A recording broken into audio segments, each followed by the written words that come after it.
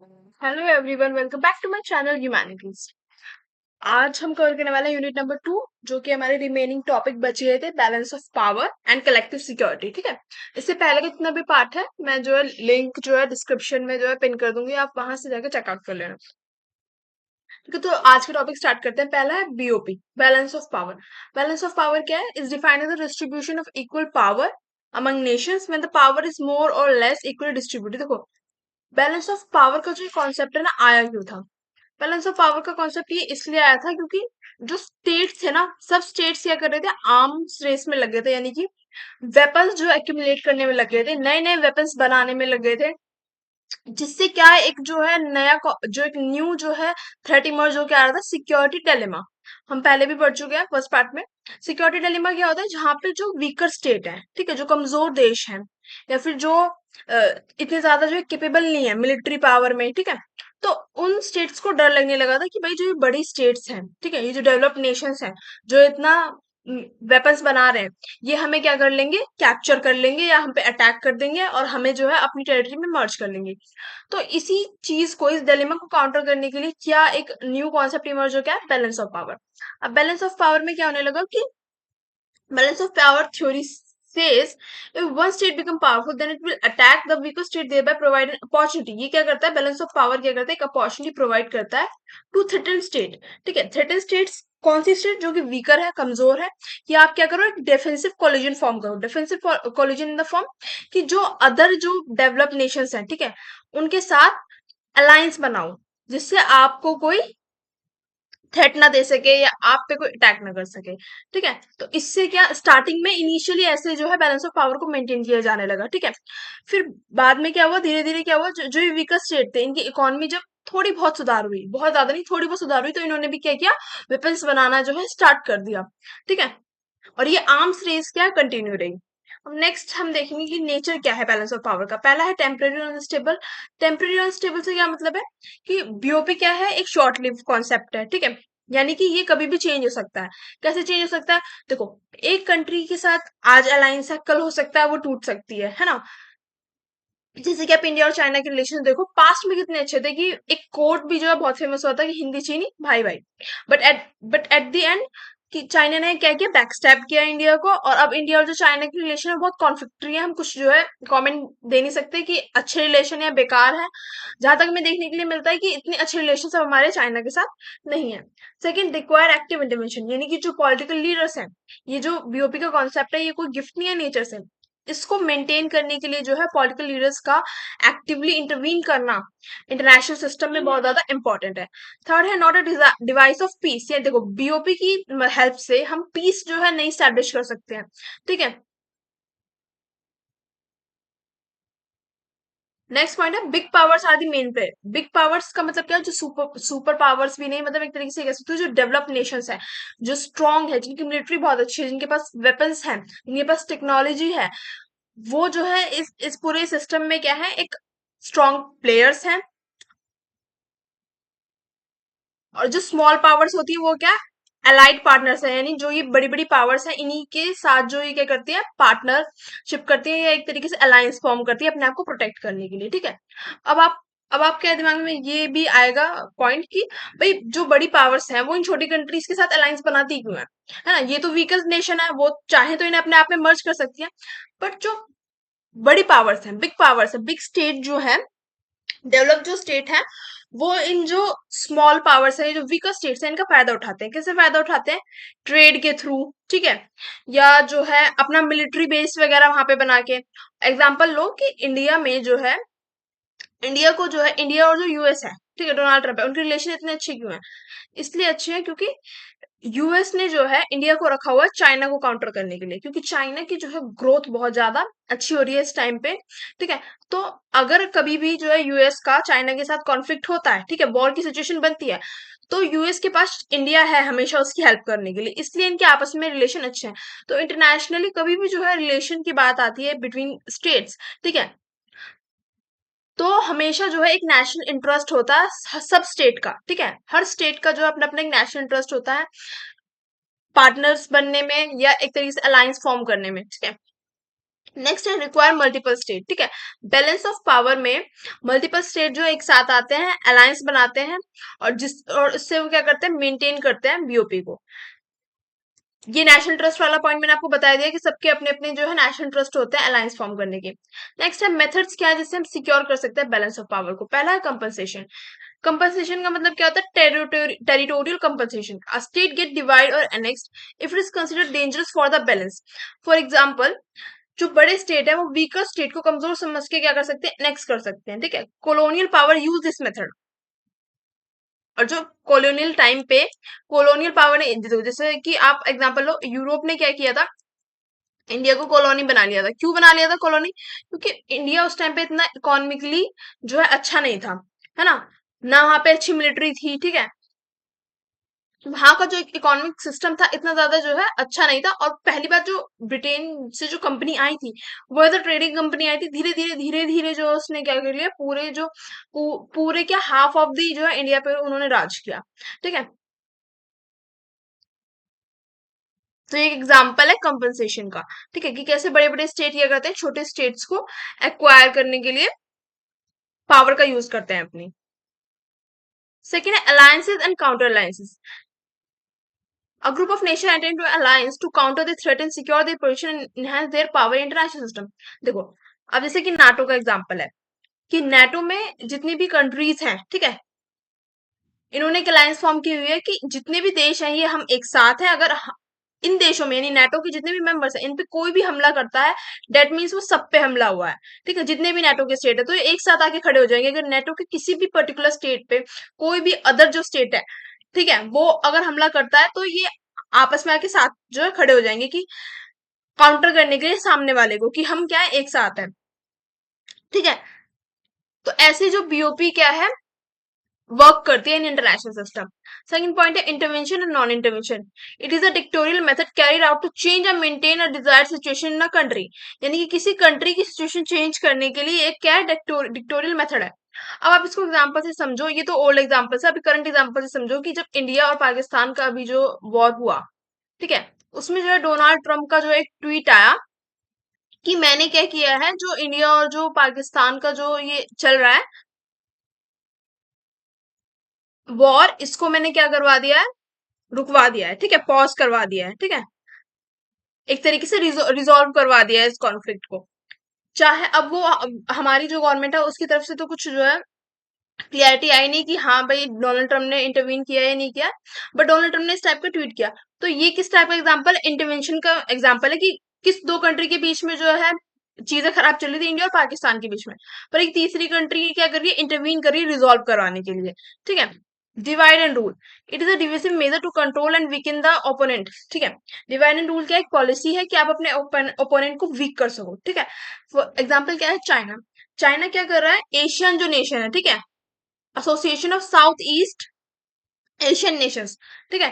तो जितने भी एशिया के हर साइड में जो है नेशंस है उनको वीक करने की कोशिश कर रहा है चाइना, जिससे वो सक्सेसफुली जो साउथ चाइना सी है ना, उसमें अपना मिलिट्री जो है एक्टिविटीज जो है सक्सेसफुल कर सके, ठीक है। नेक्स्ट है buffer zone. They are neutral area that separate two big powers which are generally adversaries, each super power then that try to exert influence of the buffer zone. देखो, buffer zone क्या होता है, जैसे कि हमारा LAC है, ठीक है, China line of actual control, ठीक है, चाइना और इंडिया के बीच में ये लाइन है, ठीक है। तो यहाँ पे जो है ये इधर चाइना, ये इंडिया है, तो यहाँ पे बहुत सारे जो है बफर जोन्स हैं, ठीक है, जहां पर जो है इंडियन आर्मी भी जो है मार्च करती है और जो चाइना की आर्मी है वो भी मार्च करती है, ठीक है। तो अब धीरे धीरे चाइना क्या करता जा रहा है, इन बफर जोन को जो है ना, जो पास जो उसकी बॉर्डर के पास वाले बफर जोन है उनको कैप्चर करता जा रहा है। तो ये भी क्या एक स्ट्रेटेजी है बैलेंस ऑफ पावर को मेंटेन करने की, ठीक है। धीरे धीरे क्या कर रहा है, वो इंडिया का जो एरिया लेता जा रहा है जिसको इंडिया क्लेम करता है, ठीक है। हालांकि वो डिस्प्यूटेड रीजन है, ठीक है, ना ही जो है इंटरनेशनली अगर देखा जाए, ना ही वो चाइना के अंडर में, ना ही इंडिया के अंडर में, बट फिर भी क्या एक बफर जोन क्रिएट किया गया है कि भाई इधर तक चाइना की आर्मी रहेगी, इधर तक इंडिया की आर्मी रहेगी। स्टिल जो चाइना क्या कर रहा है उसमें बफर जोन्स को कैप्चर कर रहा है। सेकेंड है आर्मेंट्स एंड डिसआर्मेंट्स, ठीक है। तो आर्म्स आर्म्स रेस जो बहुत ज्यादा बड़ी, यानी सब जो है स्टेट वेपन्स को एक्यूमुलेट करना जब उन्होंने स्टार्ट कर दिया, अपने डिफेंस सिस्टम पे वर्क करना स्टार्ट कर दिया और इस टाइप के वेपन्स बनाना स्टार्ट कर दिया, जैसे कि न्यूक्लियर वेपन, जिससे बहुत ही ह्यूज अमाउंट में क्या होगा, एक्सप्लॉयटेशन होगा। और हो भी चुका है, एक बार हम देख भी चुके हैं, जब जापान पे जो है न्यूक्लियर वेपन गिरा था। आज तक भी जो वहां के लोग हैं, उनमें क्या है, डिसेबिलिटी है, ठीक है। तो इस टाइप के जो वेपन्स बनने लगे, तो सीटीबी करके जो एक ट्रीटी लाई गई, कॉम्प्रिहेंसिव टेस्ट बैन ट्रीटी, की जो न्यूक्लियर वेपन है भाई, इनकी जो टेस्ट जो हो रहे हैं ना चेक करने के लिए, उनको क्या किया जाएगा, बैन किया जाएगा। और सेकंड एक और ट्रीटी लाएगी कि जो न्यूक्लियर वेपन का यूज है उसको बैन कर दिया जाएगा, ठीक है। यानी कि सब स्टेट जो है न्यूक्लियर वेपन अपने पास होल्ड कर सकते हैं, बट कोई उसका जो है यूज नहीं करेगा। बीओपी से source of stability international system. BOP क्या है, एक सोर्स है स्टेबिलिटी क्रिएट करने का इंटरनेशनल सिस्टम में। सेकेंड पॉइंट क्या है, it aid in adjustment and readjustment to prevent the outbreak of war, ठीक है। बैलेंस ऑफ पावर से क्या होता है कि जो वॉर है, ठीक है, वो क्या होती है, रिजॉल्व होती है। बैलेंस ऑफ पावर एक टूल है कॉन्फ्लिक्ट्स और वॉर्स को रिजॉल्व कराने के लिए, ठीक है।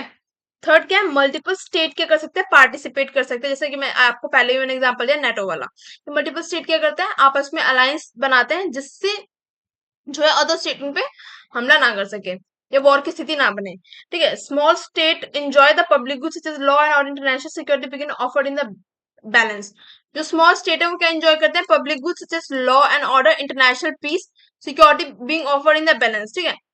अब ये जो बिग जो है अलायंसेस बनती है, इससे स्मॉल स्टेट्स को भी फायदा होता है कि एक पीस का जो लॉ एंड ऑर्डर है वो स्टैब्लिश होता है पूरे इंटरनेशनल सिस्टम में। इट डिस्करेज वॉर जैसी स्थिति होने से बचाता है, ठीक है। क्योंकि हमेशा जो है कोई भी अलायंस है ना, उसको काउंटर करने के लिए एक दूसरी अलायंस जो है हमेशा सामने रहती है। जैसे आपने नेटो का भी देखा होगा, तो नेटो को काउंटर करने के लिए पहले यूएसएसआर था, ठीक है। हालांकि बाद में यूएसएसआर जो है, यूएसएसआर था काउंटर करने के लिए, ठीक है। इन दो अलायंस के बीच में राइवलरी चलती थी, बट हालांकि बाद में जो यूएसएसआर डिसइंटीग्रेट हो गया, ठीक है, डिक्लाइन हो गया यूएसएसआर का। नेक्स्ट है, it is the source of peace and world order, ठीक है। ये किस चीज का सोर्स है, पीस जो है स्टैब्लिश करने का पूरे वर्ल्ड ऑर्डर में। अब क्या आर्ग्यूमेंट्स है जो कि बीओपी के फेवर में है, और क्या आर्ग्यूमेंट्स है जो बीओपी के फेवर में नहीं है, ठीक है। जो बीओपी के फेवर में है वो हम देख चुके हैं, ये पूरा जो जितने भी पॉइंट्स हैं ये आर्ग्यूमेंट्स है फेवर ऑन बीओपी यानी पॉजिटिव। अब हम देखेंगे नेगेटिव, ये जो आर्ग्यूमेंट्स जो है बीओपी के फेवर में नहीं है। BOP lost its relevance in the 1990s as the world became unipolar, ठीक है। बैलेंस ऑफ पावर ने अपनी रेलेवेंस खो दी, जैसे कि मैंने आपको बताया नेटो और यूएसएसआर के बीच में पहले क्या चलती थी, टसल चलती थी। फिर यूएसएसआर डिसइंटीग्रेट हो गया तो क्या बचा, खाली नेटो बचा। तो वर्ल्ड क्या बन गया, यूनिपोलर बन गया, ठीक है। और यूएसए कैसे इमर्ज हो गया एज द सुपर पावर। अभी हम सुपर पावर का नाम टैग किसको देते हैं, यूएसए देते हैं। और रेस किस में चली हुई है, अभी चाइना भी जो है सुपर पावर बनने की रेस में आ चुका है। ठीक है, तो बैलेंस ऑफ पावर ने अपनी रेलेवेंस खो दी जब एक सोल स्टेट जो है कैसे सुपर पावर की तरह इमर्ज होगा। No group of country can balance the US. Now देखो, अब जो है ना, अभी अभी के टाइम में आप देखोगे तो यूएस के खिलाफ जो है खड़े होने की किसी भी ग्रुप ऑफ कंट्रीज की हिम्मत नहीं है, क्योंकि वो सॉरी, क्योंकि वो सोलली क्या है, इमर्ज हो चुका है the super power. Next point है, BOP is uncertain fragile arrangement as is based on fear and security looms large, ठीक है। बीओपी का एक अनसर्टेन फ्रेजाइल अरेंजमेंट है, मतलब क्या है कि बैलेंस ऑफ पावर में हमेशा जो है डर लगा रहता है सभी स्टेट्स को कि भाई कोई भी हम पे किसी भी टाइम हमला कर सकता है, ठीक है। एक इनसिक्योरिटी सी हमेशा क्रिएट रहती है। और जो स्टेट्स होते हैं ना, जो आपस में अलायंस बनाते हैं, वो भी फ्री नहीं होते अपनी अलायंस को तोड़ने के लिए, ठीक है। क्योंकि फॉर एग्जाम्पल नेटो से अगर कोई मेंबर निकलेगा तो नेटो के जो अदर स्टेट हैं वो क्या करेंगे, इस चीज से खुश नहीं होंगे। तो उस चीज का कुछ ना कुछ इम्पैक्ट तो जो है उस स्टेट पे पड़ेगा जो उस अलायंस से टूटना चाह रहा होगा या अलग होना चाह रहा होगा, ठीक है। इट्स नॉट रियल पीस, मतलब बैलेंस ऑफ पावर जो है एक रियल पीस स्टैब्लिश नहीं कर पाता, क्योंकि रियल पीस या इंटरनेशनल पीस का मतलब क्या है, किस चीज पे बेस है, वो मोरालिटी पे, या जो कॉमन पीपल है उनके ह्यूमन राइट्स हैं जो उनको प्रोटेक्ट करने पे, ठीक है। स्टेट्स आर नॉट स्टैटिक, यानी कि बैलेंस ऑफ पावर के आने के बाद भी जो है स्टेट क्या कर रहे हैं, अपनी जो पावर है, ठीक है, जो वेपन्स वगैरह वो क्रिएट कर रहे हैं उसको कीप ऑन एक्सपेंडिंग है, ना कि रिड्यूसिंग, ठीक है। अब नेक्स्ट कॉन्सेप्ट है कलेक्टिव सिक्योरिटी का। कलेक्टिव सिक्योरिटी का एक सिक्योरिटी अरेंजमेंट है पॉलिटिकल रीजनल ग्लोबल अरीना में which is state that security of one is security of all. देखो इसका भी एग्जांपल नेटो से लो, जिससे मैंने नेटो को बताया आपको कि जितने भी स्टेट्स जो है नेटो के मेंबर है उनमें क्या एक यूनिटी है, यूनिटी तो है, प्लस एक पॉइंट और क्या है, अगर नेटो के किसी भी स्टेट पे कोई भी अदर स्टेट हमला करता है, ठीक है, तो उसका मतलब क्या, security of one security of all, वो सारे जो स्टेट है आपस में आके एक साथ खड़े हो जाएंगे कि आपने जो है हमारे मेंबर पे हमला क्यों किया, ठीक है। वो अपनी मिलिट्री जो है प्रोवाइड करने लगेंगे उस मेंबर को कि आप सामने वाले को काउंटर करो जो आप पे हमला कर रहा है, ठीक है। तो ये क्या कलेक्टिव सिक्योरिटी का एग्जाम्पल है। Collective security act is a deterrent against aggression, जो कि मैं आपको बता चुकी कि सामने वाले को काउंटर करने के लिए, ठीक है। दो की एलिमेंट है सिक्योरिटी के, पहला है सिक्योरिटी, दूसरा है कलेक्टिव। ये मैं बता चुकी आपको कि एक स्टेट की सिक्योरिटी एक स्टेट की सिक्योरिटी अगर जो है हार्म हुई है तो इसका मतलब है सब जो स्टेट्स है उनकी सिक्योरिटी हार्म हुई है जब आप एक अलायंस में हो मल्टीपल स्टेट्स के साथ, ठीक है। कलेक्टिव सिक्योरिटी की जब बात हो रही है। नेक्स्ट है चीफ फीचर्स क्या है इसके, ठीक है। तो चीफ फीचर्स क्या है, पहला है इंस्ट्रूमेंट ऑफ पावर मैनेजमेंट, यानी कि इंटरनेशनल, ये जो है जो कलेक्टिव सिक्योरिटी का कॉन्सेप्ट है ये कहाँ पे यूज होता है, इंटरनेशनल पीस और कलेक्टिव सिक्योरिटी को मेंटेन करने के लिए, जिससे वॉर जैसी जो सिचुएशन है वो ना हो, ठीक है। सेकेंड पॉइंट में मैं आपको बता चुकी हूँ, जो स्टेट्स हैं वो मल्टीपल स्टेट जो आपस में मिलकर ग्रुपिंग करते हैं, ग्रुप बनाते हैं, जिससे वो सामने वाले जो स्टेट है, एग्रेसर बेसिकली वो है जो आप पे हमला कर रहा है, ठीक है। जो सामने वाला स्टेट है जो आप पे हमला कर रहा है उसको आप काउंटर कर सको, ठीक है, क्योंकि जितने ज्यादा स्टेट होंगे उतनी ही जो है मिलिट्री जो है मिलिट्री वो प्रोवाइड कर पाएंगे, रिसोर्सेज उतने ज्यादा उन पे अच्छे होंगे और इतना ही वो अपना एक तरीके से जो है दबाव बना पाएंगे सामने वाले स्टेट पे, ठीक है। बेसिक कॉन्सेप्ट क्या है इसकी, national power, national interest, collective security, BOP, ठीक है। नेक्स्ट क्या है, पॉइंट है कि ये क्या करता है, वॉर को क्या करता है, प्रिवेंट करता है, ठीक है। देखो कलेक्टिव सिक्योरिटी किसकी तरफ वर्क करती है, एलिमिनेट करने पे वॉर को, ठीक है, वॉर की को एलिमिनेट करने पे वर्क करती है, ना कि एग्रेसिव स्टेट को कैप्चर करने में। यानी कि फॉर एग्जांपल अगर नेटो की सभी स्टेट मिलकर किसी पर्टिकुलर स्टेट पे हमला कर रहे हैं तो वो इसलिए कर रहे हैं कि बस वॉर जो है वो खत्म हो जाए, ना कि वो स्टेट को कैप्चर करना चाह रहे हैं। इस टाइप का कोई कॉन्सेप्ट कलेक्टिव सिक्योरिटी में नहीं आता है, ठीक है। अभी लास्ट है यूएन दिया हुआ है और कुछ आर्टिकल्स दिए हुए हैं बुक में, जो कि मेरे हिसाब से तो इतने इंपॉर्टेंट है नहीं, मैंने प्रीवियस ईयर क्वेश्चन भी देख लिया, वहां से क्वेश्चन नहीं आता है।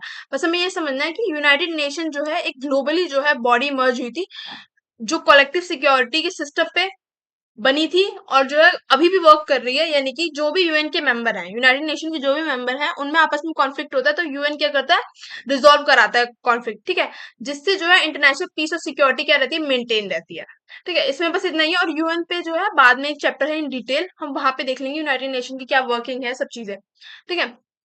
Thank you for watching the lecture. आपको वीडियो अच्छी लगी हो तो do like share and subscribe my channel and stay tune for more videos.